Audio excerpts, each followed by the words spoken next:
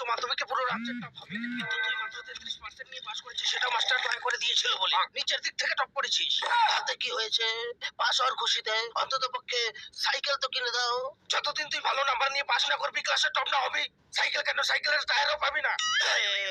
একটা সাইকেলই চেয়েছি আমি, মোটর সাইকেল চাইনি তোমার কাছে। আমি ফেল করলেই ভালো হতো। বামচোখ ছেলে, এবার তো পাক্কা ফেল করবো, 10 নম্বরে তুলবো না।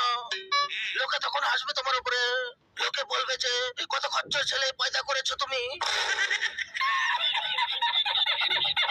হ্যালো, যে ছেলেটা উচ্চ মাধ্যমিকে 0 নাম্বার পেয়েছে তাকে একবার ভিতরে নিয়ে এসো।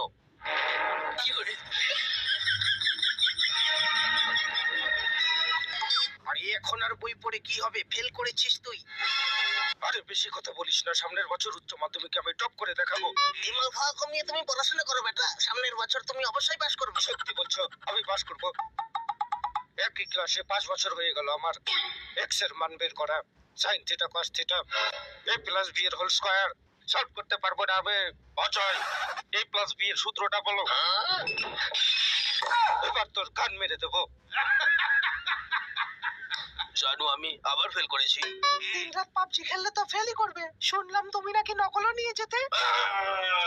নকল নিয়ে তো বাচ্চারা যায়, আমি তো পুরো বই নিয়ে যেতাম।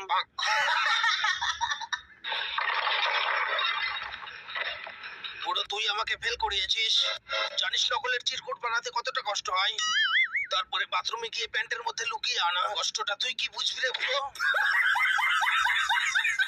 বাচ্চাদের পড়াশোনায় গাইড করতে হবে, নইলে আজকাল অনলাইনের যুগে কেউ পড়াশোনা করে না, সবাই ফেসবুক আর ইনস্টাগ্রাম চালায়।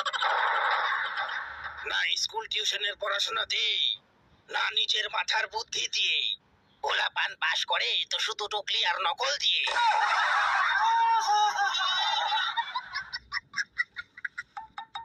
স্যার পরীক্ষায় নকল করছিল। বোর্ডের এক্সামেও নকল করছিলি, আজকে তোর খবর নেব। চল তোর একটা পরীক্ষা নেব, দেখি তুই কেমন উত্তর দিস। স্যার একটু সহজ প্রশ্ন ধরবেন। 10 এর স্কয়ার কত হয়? আরে একটা সহজ প্রশ্নই তো ধরেছি, 5 এর নামতা বল। মনে নেই। 5 গুণন 5 যুক্ত 5 কত হয়? জানি না। আবে এই যে তুই মাথায় ন্যাকড়া বেঁধে রেখেছিস না, এটা নিয়ে কোথাও লেপা মোছার কাজ কর গিয়ে। মাথায় ন্যাকড়া বেঁধে রেখেছি হারামজাদা, খোলে ন্যাকড়া। ওই ন্যাকড়া খুলবি, আমার মেরে তো দাঁত ভেঙে ফেলবো।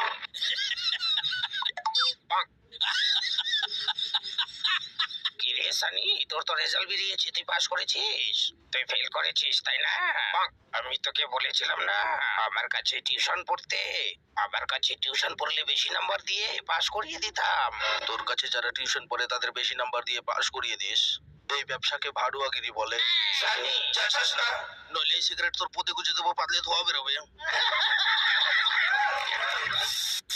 প্রিন্সিপাল স্যার, এটা হলো আমাদের স্কুলের মাস্টার, ইনি আমাকে জেনে বুঝে ফেল করিয়েছে। আমাদের ক্লাসের বেশিরভাগ স্টুডেন্ট এর কাছে টিউশন পড়ে। একটা সাবজেক্টের 700 টাকা নেয়, এত বেশি টিউশন ফি নেন ইনি। গরিব মানুষগুলো তাহলে কিভাবে তার বাচ্চাদেরকে টিউশন পড়াবে, কিভাবে তারা পাস করবে? যদি এই স্যার আমাকে আর একটা নাম্বারও বেশি দিত, তাহলে আমি ফেল করতাম না, আমি পাস করে যেতাম। চলো ফেল তো আমি হয়েই গেছি, কিন্তু আমি জীবনে কখনো হার মানবো না। জীবনে একটা কথা ভালো করে শিখে গেছি আমি, যে একটা রেজাল্টের কাগজ কখনো মানুষের পুরো জীবন ডিসাইড করতে পারে না। এবার আমি একটা সবজির দোকান খুলবো, আর 700 টাকা কিলো টমেটো বিক্রি করব। আর যেদিন এই স্যার আমার দোকানে সবজি কিনতে আসবে, সেদিন এত দাম বাড়াবো যে দাম শুনে স্যারের বিচি মাথায় উঠে যাবে।